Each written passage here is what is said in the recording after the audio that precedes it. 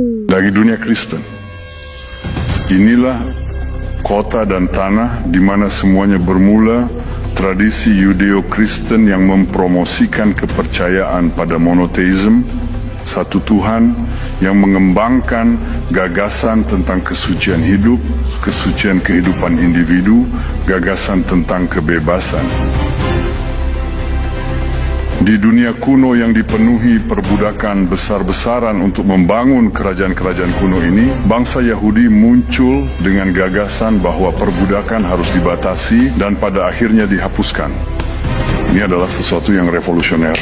Awal mula gagasan tentang kebebasan dimulai di tanah ini.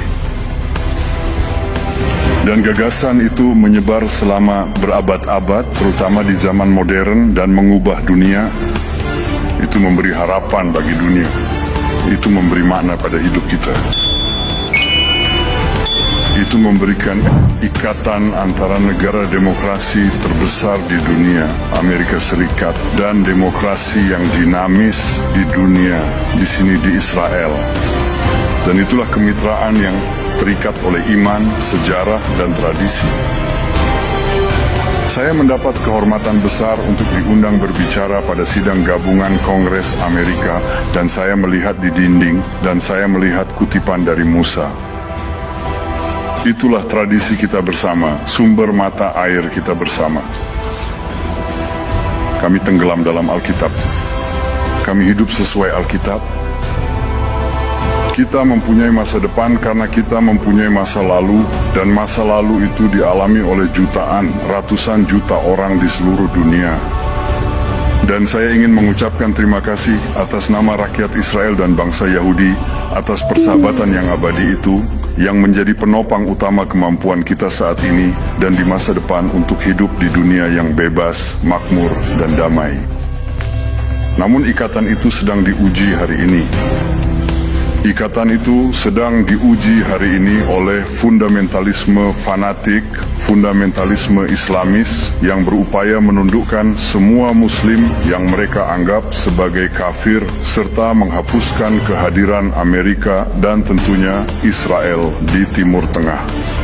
Dia memang menyebut Amerika sebagai setan besar. Israel mungkin adalah setan kecil, tapi itu adalah setan kecil yang berdiri di jalan mereka.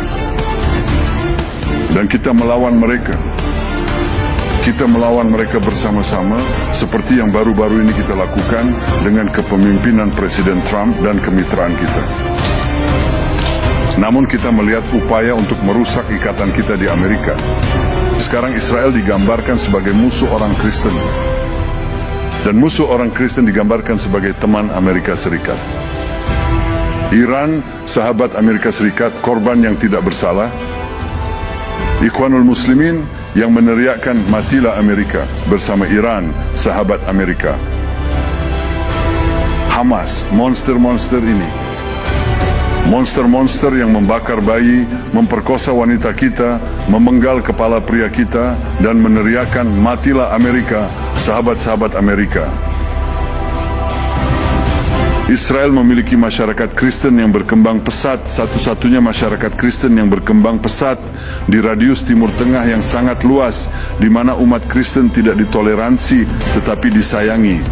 Anda dapat menyalakan pohon Natal di Nazaret. Namun di Bethlehem, tempat kelahiran Yesus, ketika Israel pergi dan otoritas Palestina masuk, mayoritas Kristen menyusut dari 80% menjadi di bawah 20% karena tidak ada lagi Israel yang melindungi mereka. Kami menghargai teman-teman Kristen kami. Kami melindungi tempat-tempat suci umat Kristen.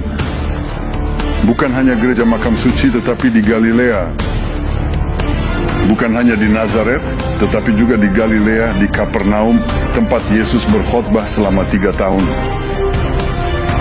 Kami menjaga dan menghargai tempat-tempat itu. Jadi Israel, penjaga agama Kristen di Timur Tengah, justru ditampilkan di televisi Amerika oleh para influencer yang dibayar. Israel digambarkan sebagai musuh agama Kristen. Betapa bodohnya, betapa dustanya, betapa memutarbalikkan kebenaran. Jadi salah satu hal yang kami hadapi sekarang, perang 7 front, kami punya front ke-8. Dan itulah front dan pertempuran untuk kebenaran.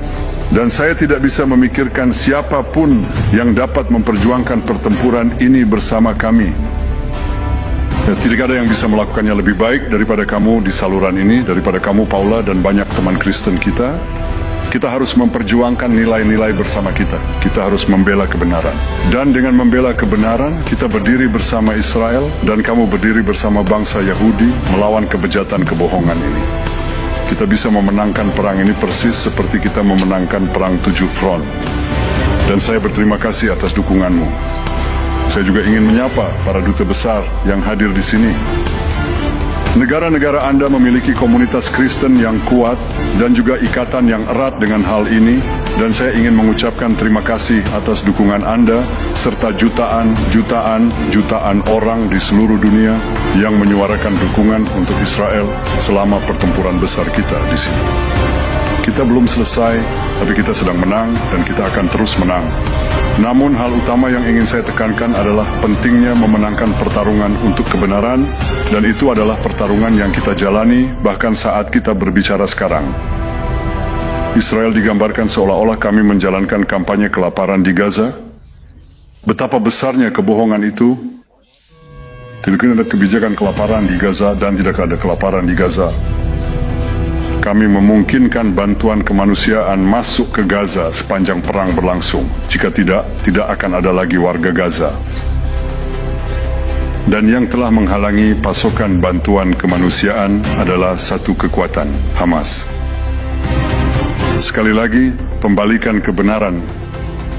Hamas merampok, mencuri bantuan kemanusiaan ini, dan kemudian menuduh Israel tidak memasoknya.